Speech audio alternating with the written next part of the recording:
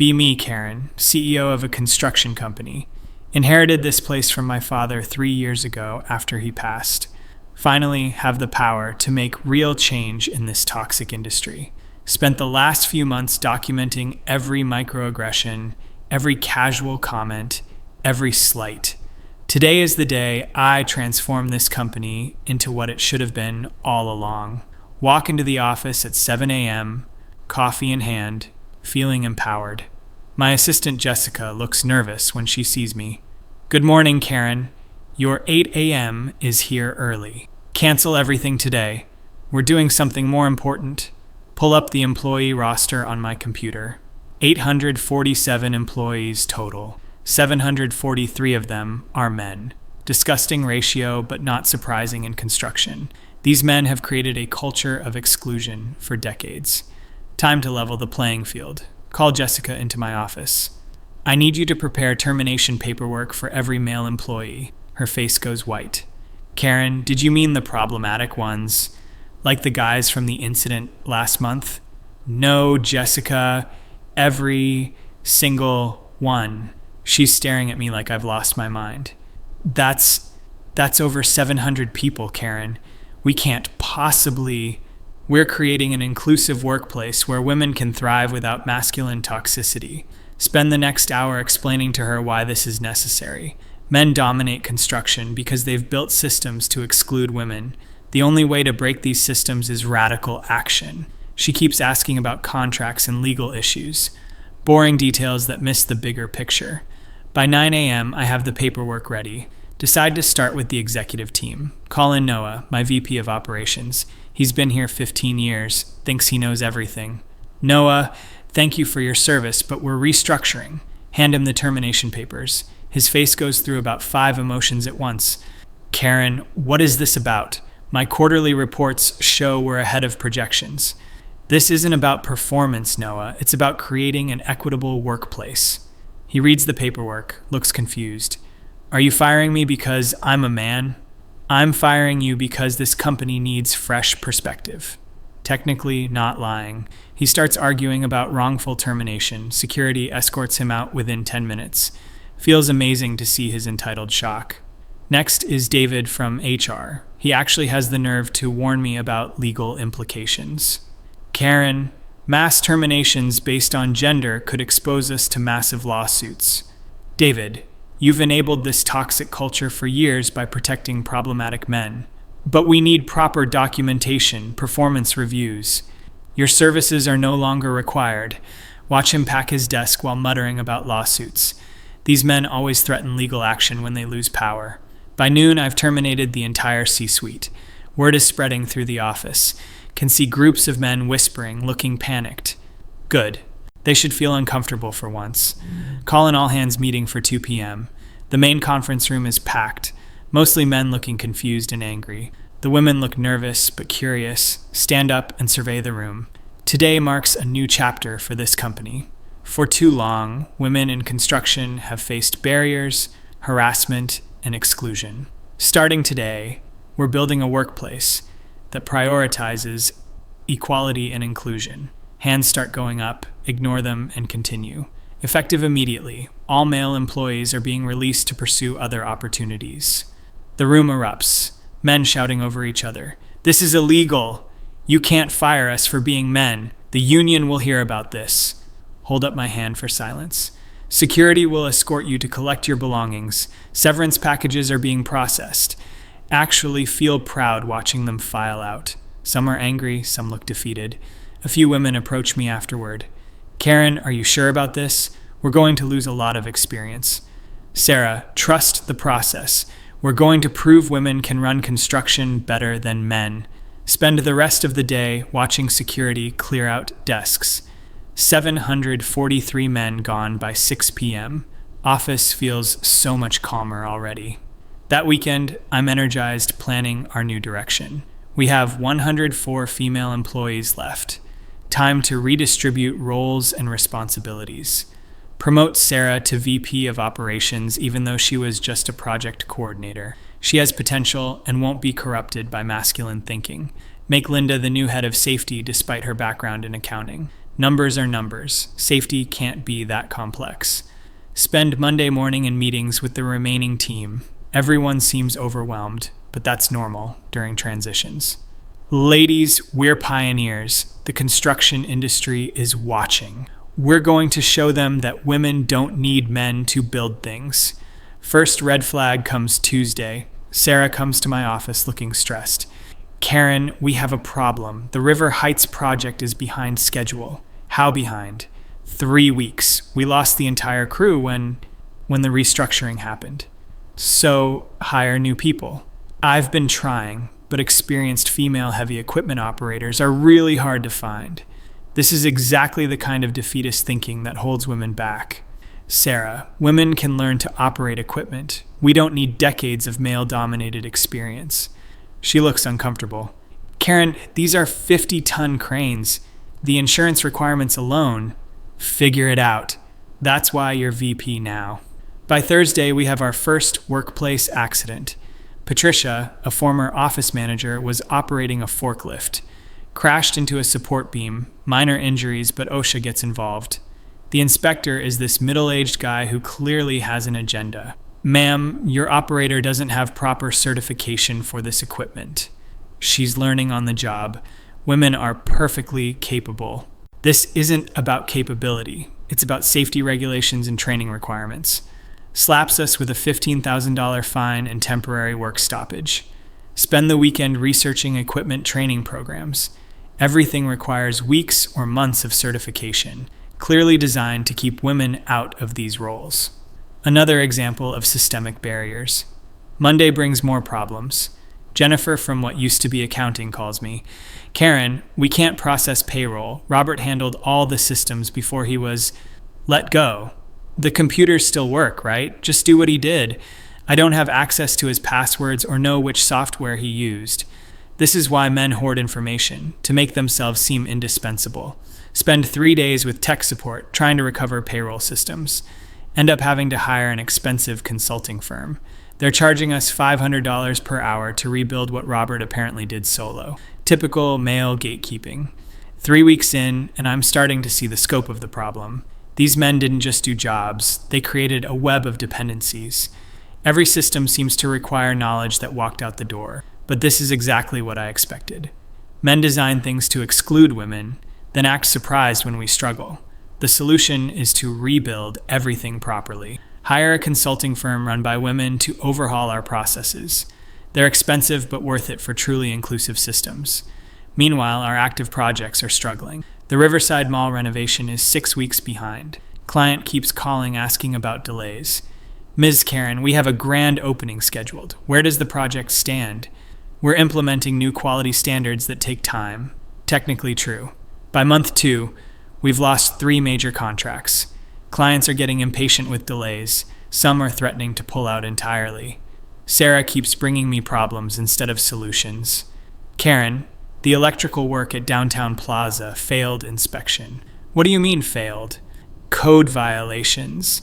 The inspector says we need a licensed electrician to redo everything. We have Nancy from facilities working on electrical.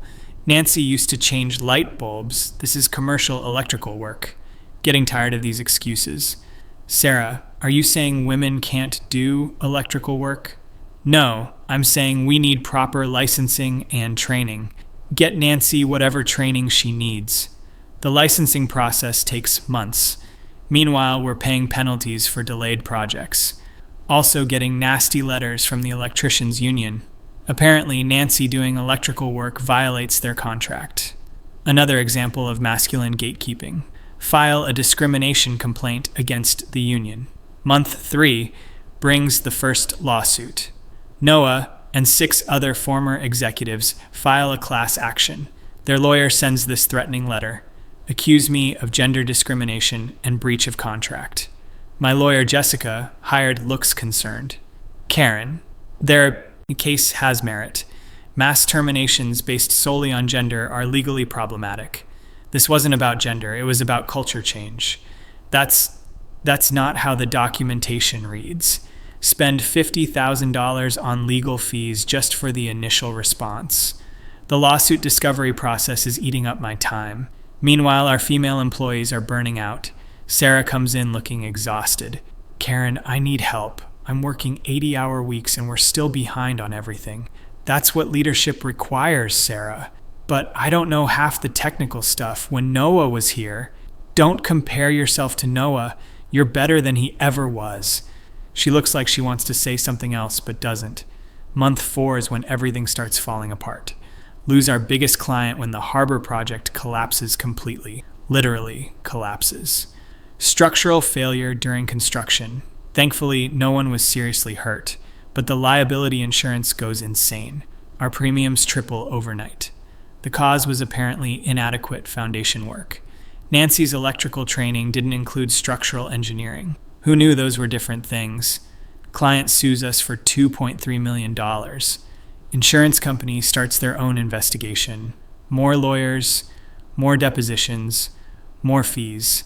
Also, getting investigated by the state licensing board.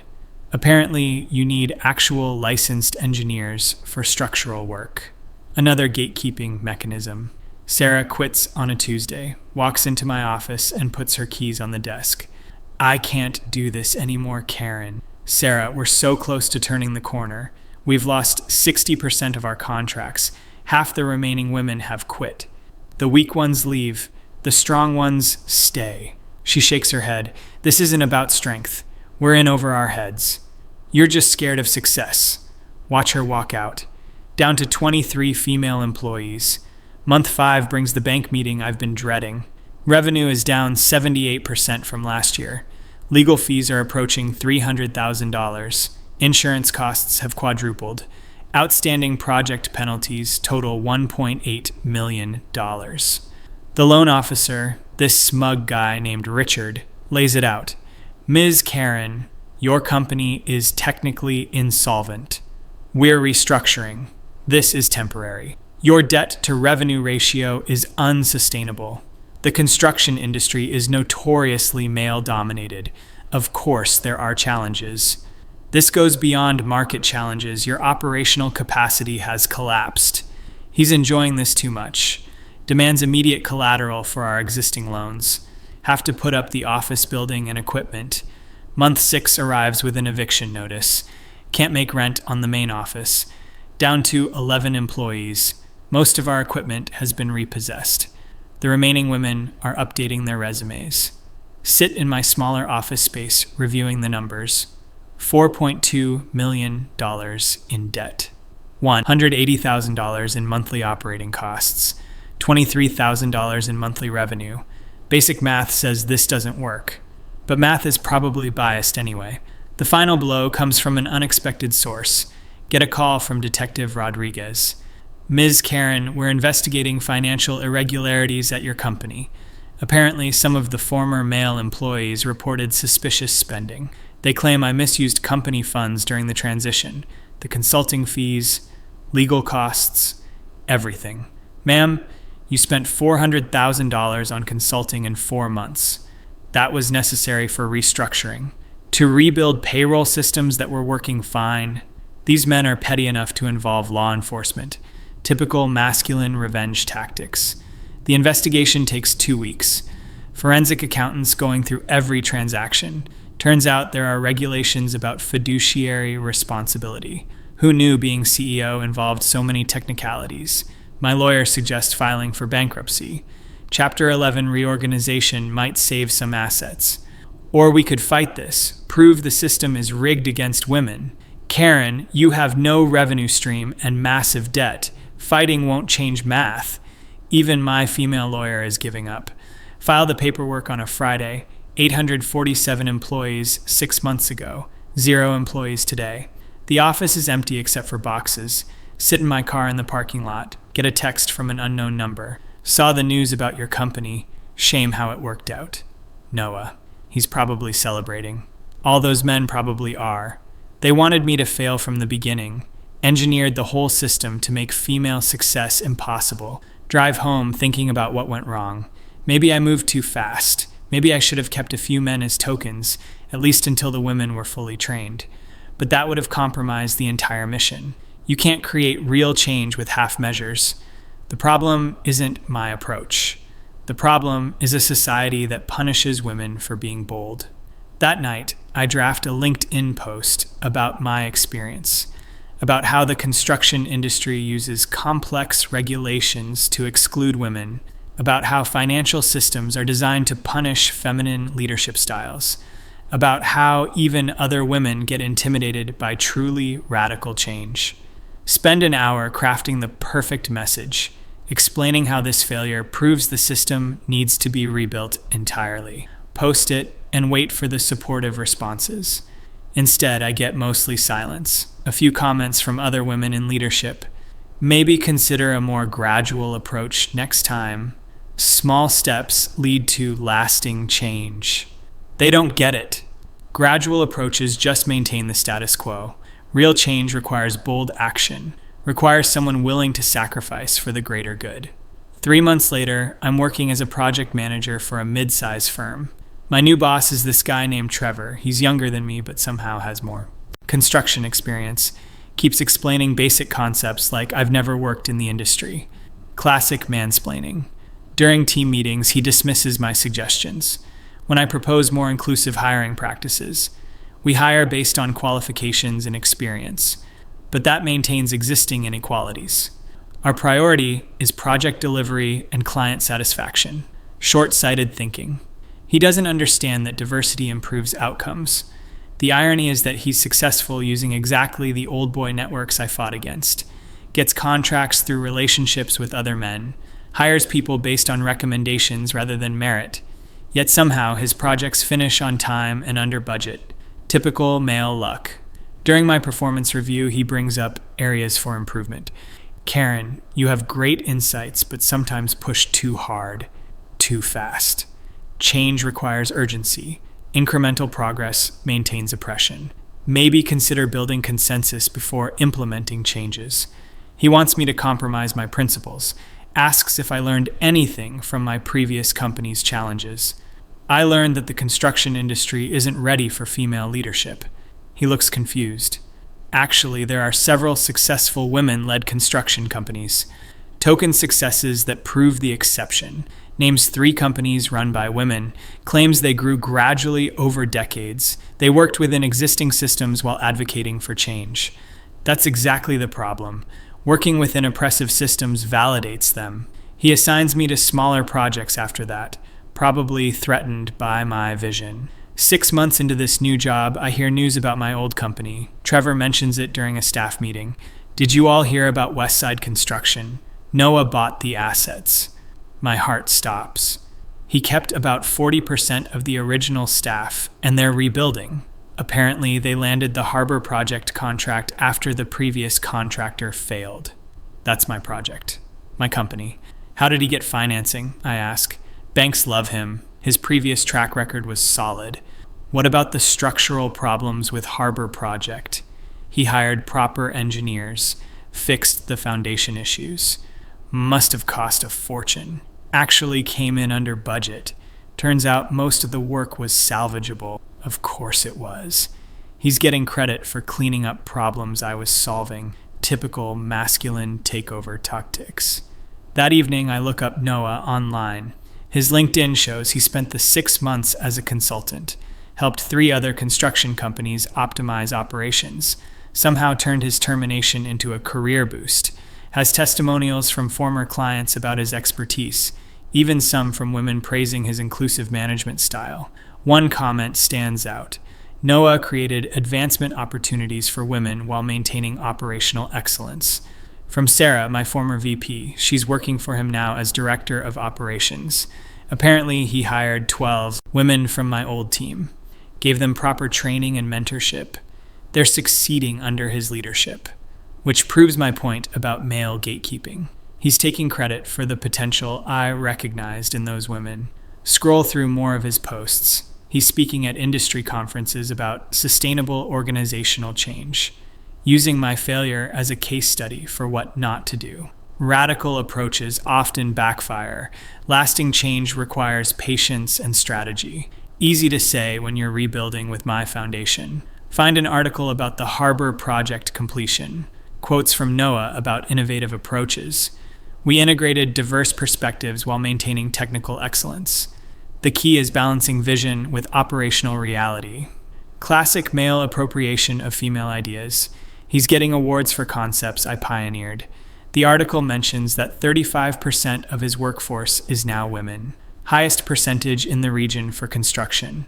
But those are women I identified and developed. He's benefiting from my investment in their potential. Realize I should probably be happy for those women. They're advancing their careers and breaking barriers. But it stings that they needed a man to legitimize their success. Proves how rigged the system really is. Spend the weekend reflecting on everything. Maybe my approach was ahead of its time. Maybe the industry needed gradual preparation for real change. Or maybe I was surrounded by people who lacked vision. Either way, I proved that bold female leadership threatens the establishment. The fact that Noah succeeded with my former employees proves my hiring was right. He just had unfair advantages I didn't. Access to old boy networks, established relationships, male credibility. If I had those same advantages, my approach would have worked. Monday morning, Trevor calls me into his office. Karen, I have an interesting opportunity. Hands me a folder.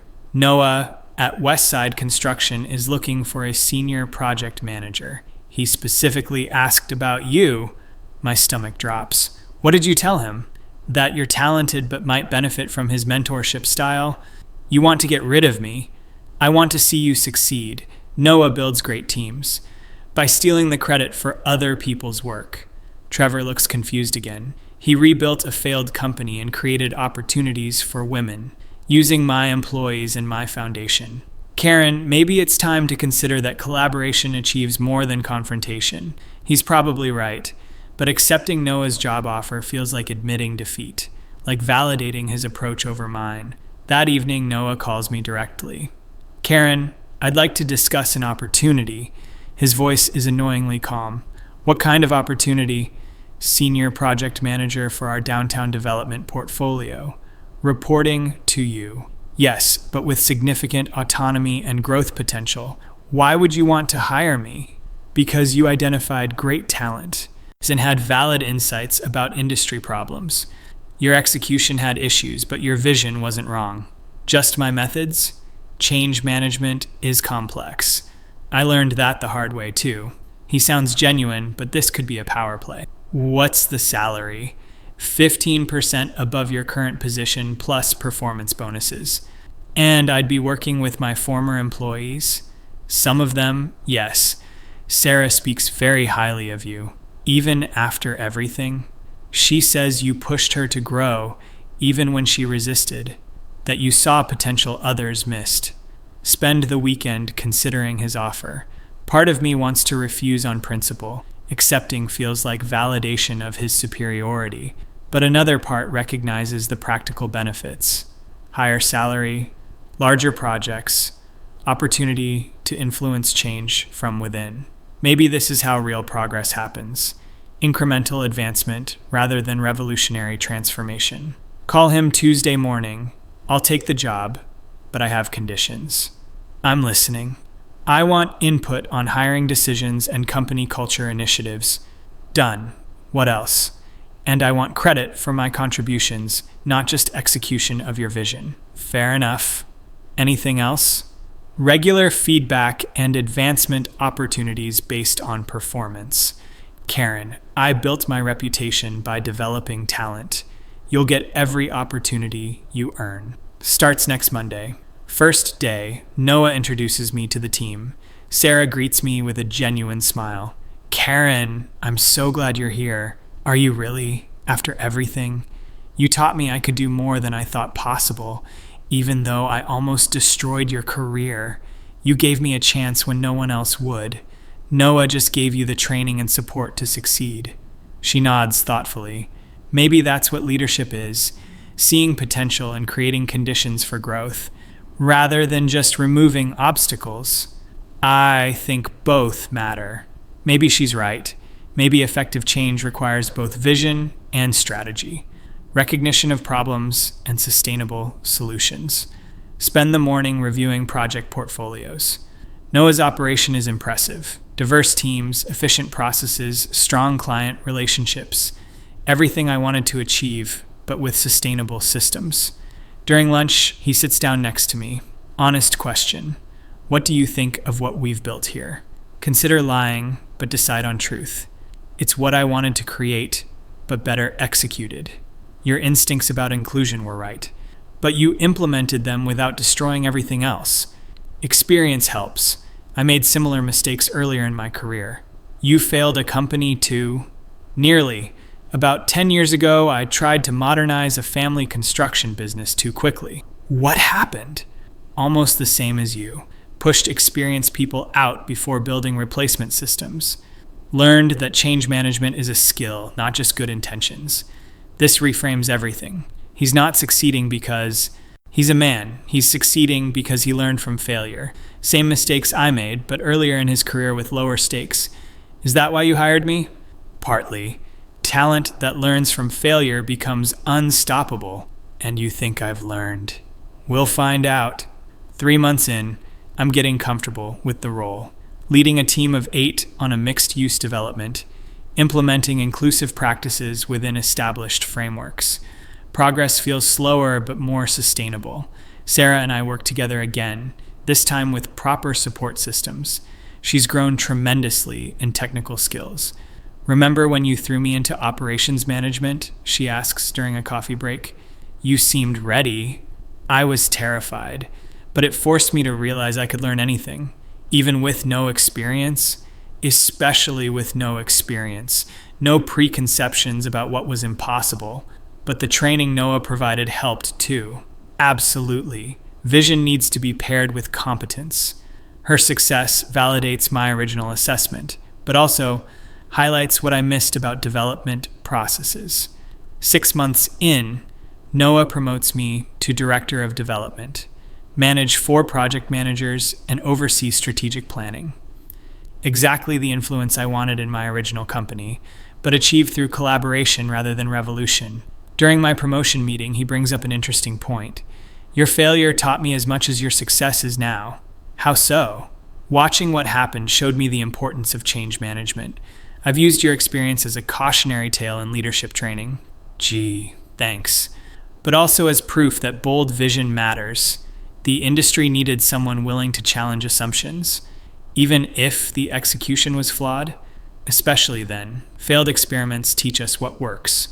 Realize he's been studying my approach, learning from my mistakes to improve his methods. So my failure contributed to your success? Your failure contributed to the industry's progress. That's actually kind of meaningful. Change requires pioneers willing to take risks. Some pioneers fail, but they clear the path for others. Driving home that night, I think about the conversation. Maybe my original company wasn't just a failure.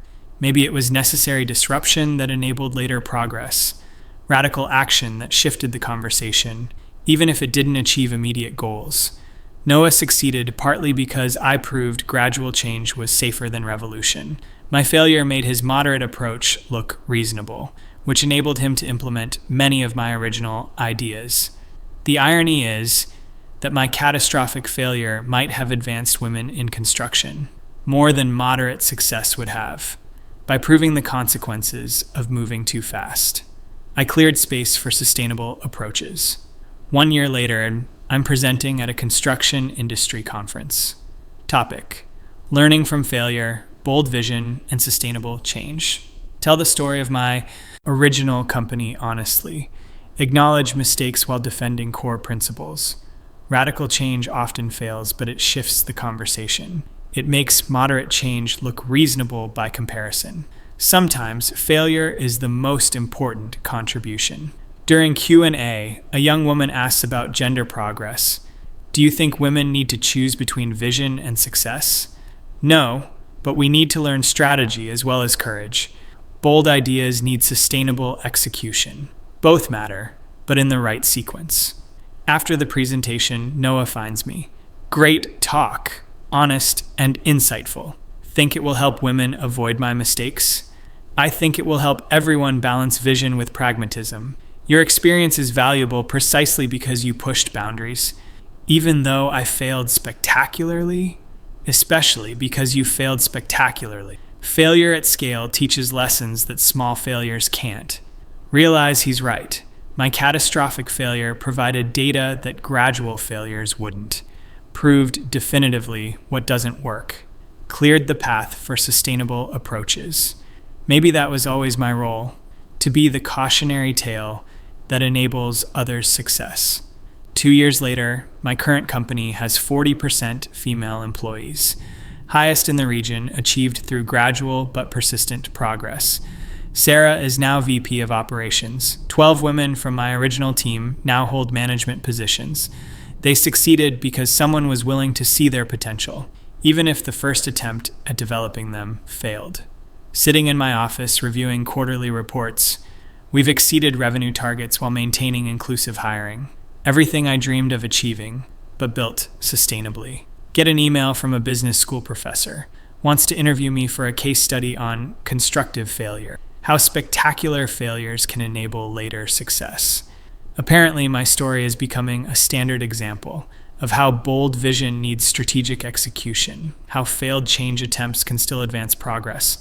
Read through some of the academic articles about my experience. They frame it as necessary disruption rather than simple failure. Argue that my extreme approach was required to shift industry conversation, even though it couldn't succeed operationally. One article quotes Noah extensively. Karen's approach taught the industry that change was both necessary and possible. Her failure proved that gradual change was the realistic path. Without her pushing the boundaries, moderate progress wouldn't have seemed urgent. He's giving me credit for his success, acknowledging that my failure enabled his approach. The irony is that I'm finally getting recognition for failing in exactly the way everyone said I would. Maybe that was always the point, to prove that dramatic change was necessary, even if it couldn't be achieved through dramatic methods. 5 years later, I'm consulting on organizational change, helping companies implement inclusive practices sustainably, using my failure as a roadmap of what to avoid. My client list includes 3 major construction companies, all implementing gradual diversity initiatives, all using my original vision with Noah's strategic approach. During one consulting session, the CEO asks about my motivation. Why do you focus on change management after your experience? Because change is still necessary, just better executed. Your failure didn't change your principles. It changed my methods, not my goals. The industry still needs transformation. It just needs sustainable transformation. Realize this conversation would have gone differently 6 years ago. I would have been defensive about my original approach, insisted that my methods were right but unsupported. Now I can acknowledge mistakes while maintaining core convictions. Maybe that's the real lesson, not that bold vision is wrong, but that effective vision requires continuous learning.